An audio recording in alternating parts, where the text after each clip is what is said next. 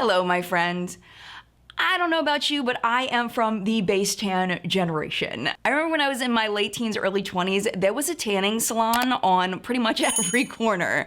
And the reason why was because having a tan was, and in a lot of places still is, a sign of wealth and privilege, that you have the time and the money to get a tan, the leisure time to go out into the sun, to go on vacation and get a tan. When I was little, I remember my grandmother like skin tone shaming me and saying, how I looked pale and I looked sickly because I was not of a deeper skin tone. So as I grew up, I always felt like I needed to be tan in order to be beautiful. And as I grew up even more and I learned the dangers of sun exposure, I was really hesitant to embrace that information because that was going against everything I knew my entire life. And as I got even older, I realized how much evidence there is stacked behind using sunscreen and protecting yourself from the sun's rays. So today I am going to be doing kind of a sunscreen, sunblock 101 for you. Of all the things I learned from a bunch of different websites, they're all going to be linked below on how to protect yourself from the sun's rays, what all of these different terms mean, how to pick out a good sunscreen/sunblock. We're gonna go over everything. Hang tight, we're getting into it right now. Today, I'm not gonna give you specific recommendations of specific sun care products because every person's skin is different, every person's skin tone, every person's skin type is different, and I don't feel like I have enough knowledge of really, really good sunscreens and sunblocks through my own personal experience to give you proper, thoroughly research tested information on those and recommendations. So we're not going to do that today, but what I wanna do is I wanna give you the tools so that you can go out and pick a sunscreen or sunblock that is right for you. Timestamps are going to be down below if you find that there are certain sections that you already know, certain sections that you are more interested in, so please use those timestamps. This is like a nonfiction book. You don't have to read it from cover to cover. You can just kind of skip around and go to the parts that you feel like are the ones that you want to learn about. So we're gonna go ahead and start with the difference between UVA and UVB protection. And a good way to kind of make your mind think of that, the difference between them is that UVA, A can stand for aging, and UVB, B can stand for burning. And that's what those rays really do. And I will link a video down below that explains that more in depth, but it has to do with the tightness of the light waves and all that. We're not gonna get that deep. We're not getting that deep. But what you need to know is that both types can cause skin cancer. And it's very important that no matter what your skin tone is, you need to apply sunscreen. Until pretty recently, we didn't know very much about UVA rays and the damage that they cause. The first internationally added UVA protector was avobenzone, and it was only approved in 1988. And before that, the UVA protection was like an incidental protection through the UVB protectors. And it wasn't until 1997 that the FDA approved for companies to advertise their UVA protection in the sunscreens. I mean, that really wasn't that long ago. Now, from what I've read, UVA does not cause sunburn. That's more where you're going to be getting your tan from, but the UVA rays penetrate a lot deeper into your skin than the UVB rays do. The Environmental Protection Agency estimates that up to 90% of skin changes associated with aging are caused by a lifetime's exposure of UVA rays. UVA rays can also penetrate through glass, and I'm gonna show you a picture of a man that has been circulating. I'm gonna move over a little bit so we got room for him. Right over there, he's a truck driver. He was a truck driver, and you can see the side of his face that was exposed to the sun's rays through his window. Over time, how much different that side of his face looks because of those UVA rays that were just sinking into his skin, and he didn't even realize it. So what those UVA rays do is they go into your skin, and we've talked about this before about collagen and elastin production, and that's what gives your skin that bounce. So it basically damages the structures that allow your skin to continue to produce collagen and elastin. So it breaks all of that down faster so that your skin ages faster. Some people call UVA rays the sun's silent killer because unlike UVB rays, you don't notice that it's damaging your skin. You can't tell the effects until years and years of exposure has caused problems within your skin. Y'all hear me complain all the stinking time about the USA's regulations from the FDA for skincare. And unfortunately for sunblock, it's no different. American sunscreens lack strong UVA protection due to their weak rules about UVA protection and the lack of approved ingredients. There are a ton of approved UVA blockers in other countries that haven't been approved here. In February of 2019, the FDA proposed strengthening the UVA standards for SPF products, but it's like nothing is happening. I don't know why. So if you live in the United States and if you were ever traveling abroad, I'm not sure about Canada, but if you're ever traveling to Europe or Australia or Asia, pick up a bunch of sunscreen because theirs are much better than ours. The next question is how strong is our UV light? And it really depends on where you are in the world. If you are in the US, the National Weather Service has a daily UV index that you can look up. I will link that down below. You can find the city that's closest to you and see how strong the UV rays are. So now let's move into the difference between a chemical sunscreen and a physical or mineral sunscreen. And that was a question that was asked a lot on my Twitter when I asked about, what do you all want to understand better. So chemical sunscreens will allow the UV rays to hit the skin, but when it does hit the skin, it transforms into these non-damaging wavelengths of light or heat. I will list a few of them. Move over again. Move it over, Jen. We'll list a few of them here for you, some of the chemical sunscreens. Some benefits of chemical sunscreen that I know a lot of people want to know is which sunscreens layer best under makeup, and it's chemical sunscreens. They are the ones that lay really nicely into the skin. They have a nice texture. They layer well under makeup, but then there's a downside in that if you have acne-prone skin, the rays, when they go into your skin, it can increase the heat within your skin, which can increase your sebum production, which can increase your acne production if that's something that you struggle with. The other negative about chemical sunscreens is they are much more likely to be irritating on the skin, especially people with sensitive skin. So there's some positives and then there's some negatives. Same thing with physical and mineral sunblocks. Okay, so physical and mineral sunblocks are made with either zinc oxide or titanium dioxide, and their job is different than what a chemical sunscreen does. They actually sit on top of the skin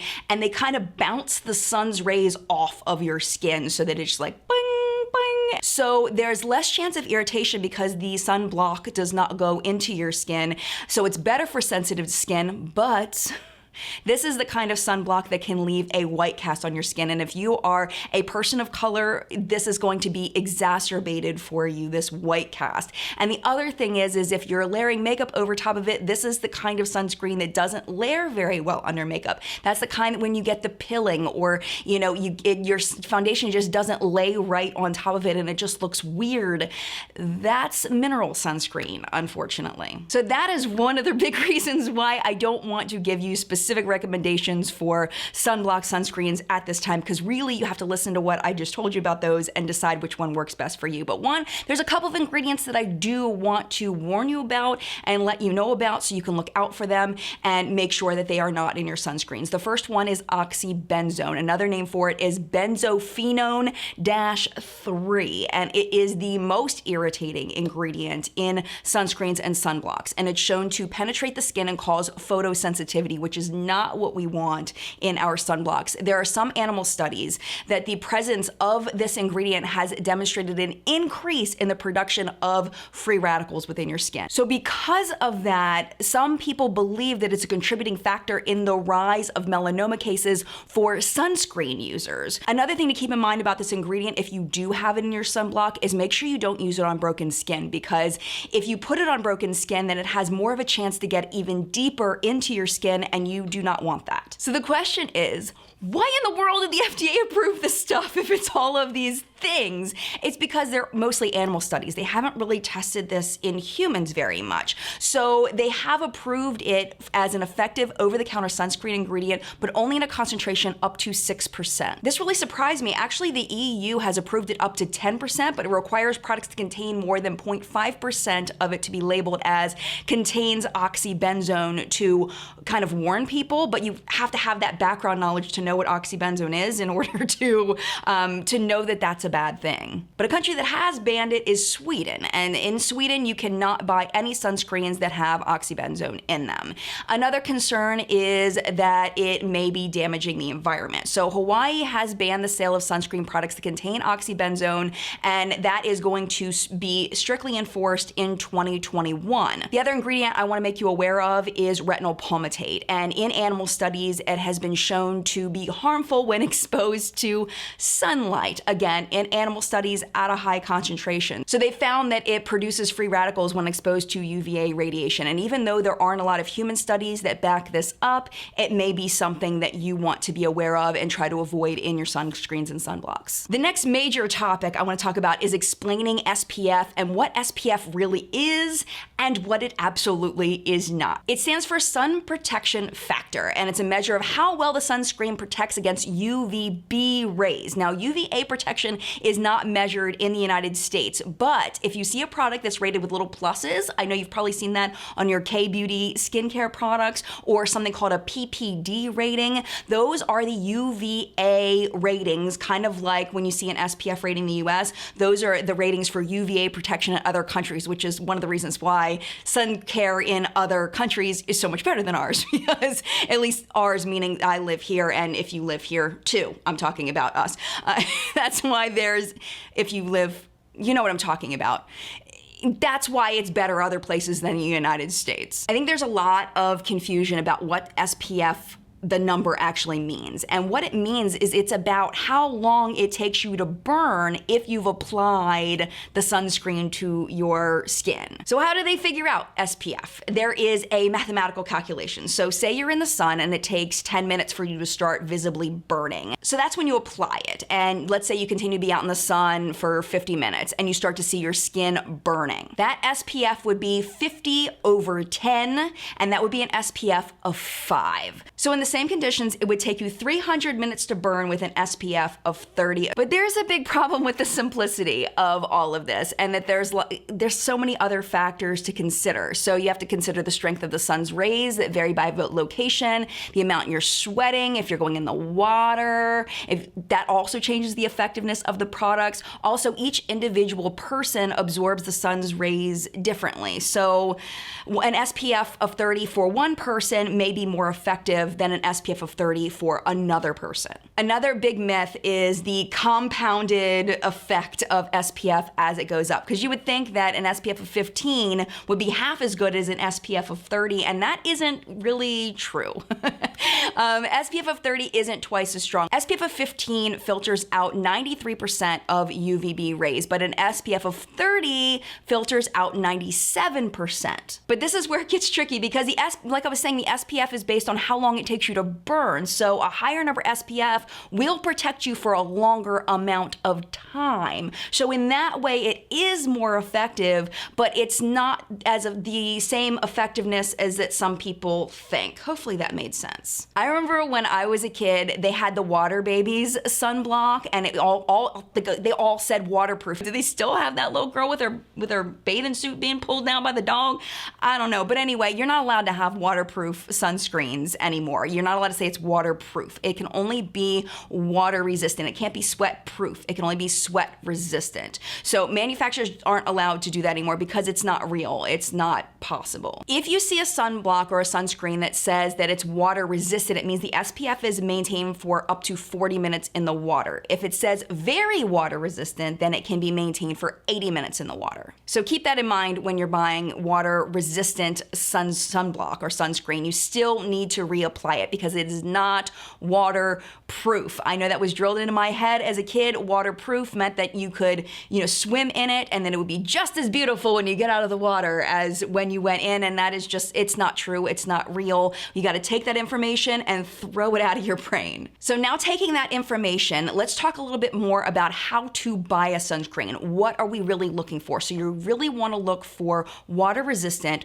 broad spectrum coverage with an SPF of at least 30. And when you apply your sunscreen, you want to make sure that you apply it generously, and you're going to reapply it every 2 hours and more often if you're swimming or you are sweating. Research says that the average person will need about a shot glass full rule of sunscreen for their entire body, but of course we all know that we all have different surface area of skin, so that's just like a general rule of thumb. The other one is a teaspoon for every area of your body. So like a teaspoon for your face, a teaspoon for this arm, a teaspoon for this arm, a teaspoon for your body.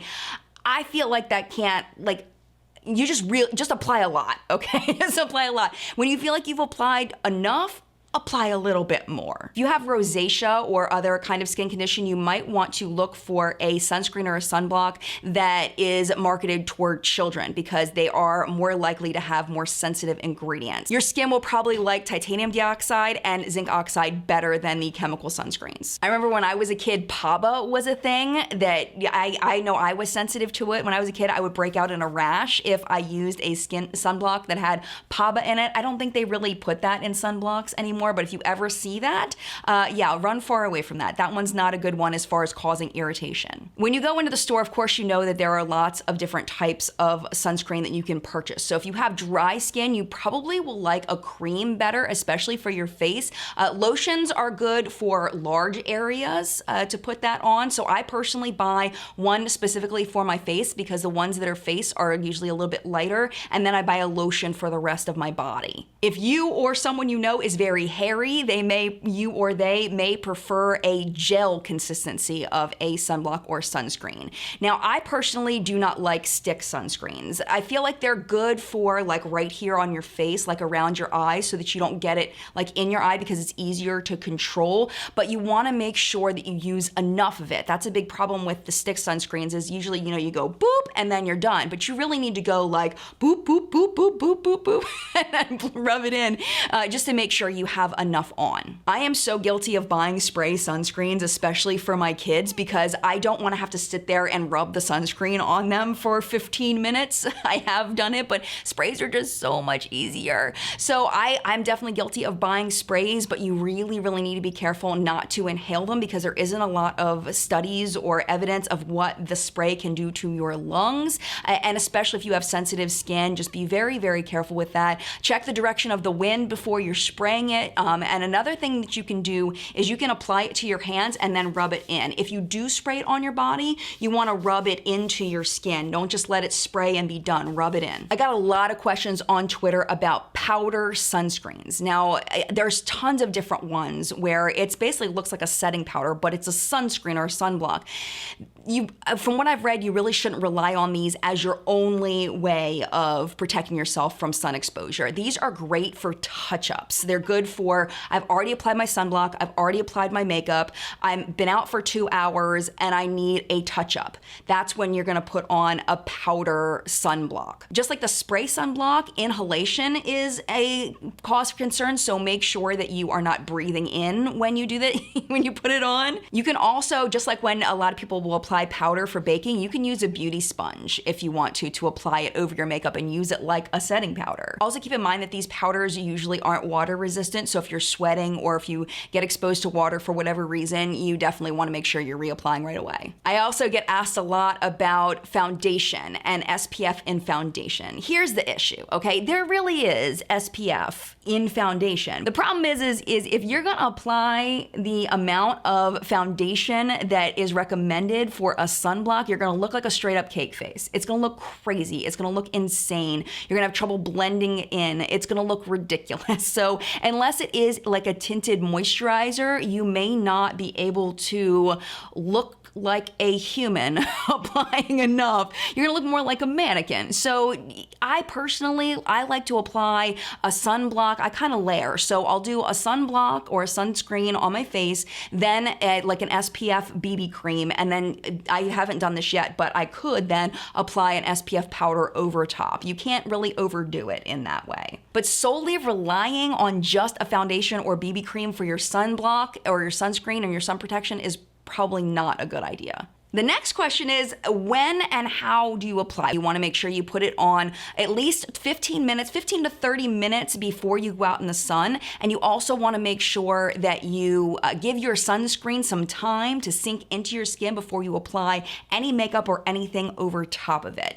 Also be careful because your sunscreen does have an expiration date, so it does lose its effectiveness over time. You wanna make sure you store any product with SPF in a cool, dry place. And if you cannot find the expiration expiration date. Just they say that 3 years, 2 to 3 years is usually when they expire. So you can still use it, but it just ain't gonna do anything. Now, I am gonna present this other point of view. Some people are going to strongly disagree with this. Some people are going to think that this is legit. I just want to present it to you. I found it in a couple of sources, so I do want to just say it.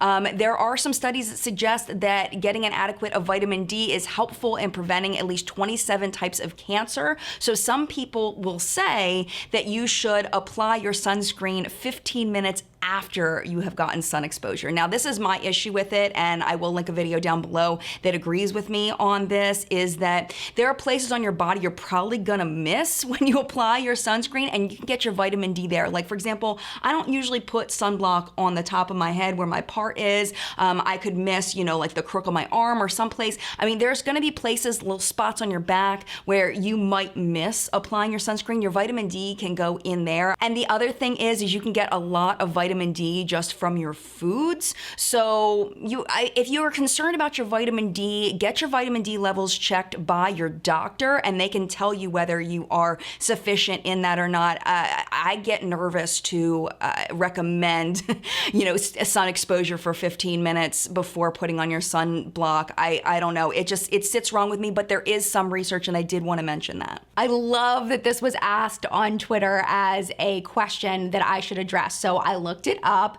When is the sunscreen applied in your skincare routine? And what is recommended is that it is applied last. That's before you do your face primer, before you do your foundation. So let's say you wake up, you splash your face with water, you may apply a serum, you may apply a moisturizer, let all of that sink into your skin, and then apply your sunscreen, and then give it some time to sink in again, and then go into your makeup. So this is something that does take a little while if you are going to do it properly and make sure that you have the right amount of protection. And also you're giving your skincare time to seep in so that it can be its most effective, especially if you're using a serum. While we're talking about serums, I do want to mention if you're using any kind of AHA or BHA chemical exfoliators, sunscreen is an absolute must, because what you're doing is you're stripping the outer layer of skin cells off of your face, and it's making your skin more susceptible to sun damage. You must be using a sunscreen because you can cause serious damage to your skin. And like we were saying,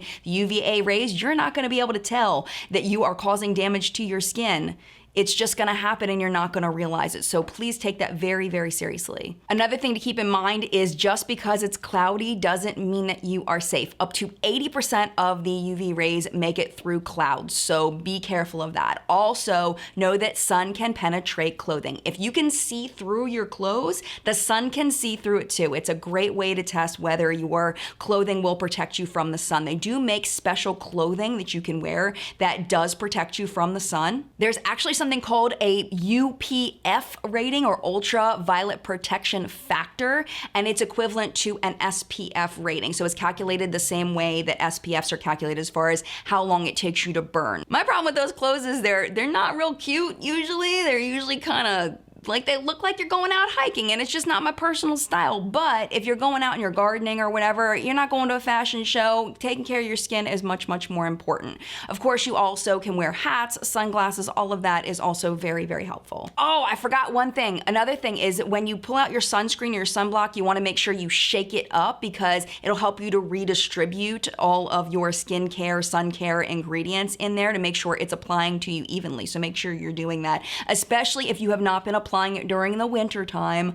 I am guilty of that, I will admit it, and it's been settling all winter and now it's summer. Make sure you really shake it up good. There was a really interesting study done by Consumer Reports. I will link it down below. They tested 82 lotions and sprays and sticks and lip balms, and they rated them. So what they found was that 32 of the products that they tested at less than half of their labeled SPF number, and they've seen the same pattern year after year. So it's really, really important that even though the recommendation of SPF is 30, sometimes you're not gonna get 30 because it depends on too many factors. So you're better off finding an SPF of 40 or more. Most doctors will recommend a 50 or more to make sure you're actually getting that SPF 30. One thing that was really disappointing to me in their study that they found was that mineral sunscreens were not as effective as the chemical sunscreens. So the titanium dioxide ones, the zinc oxide ones,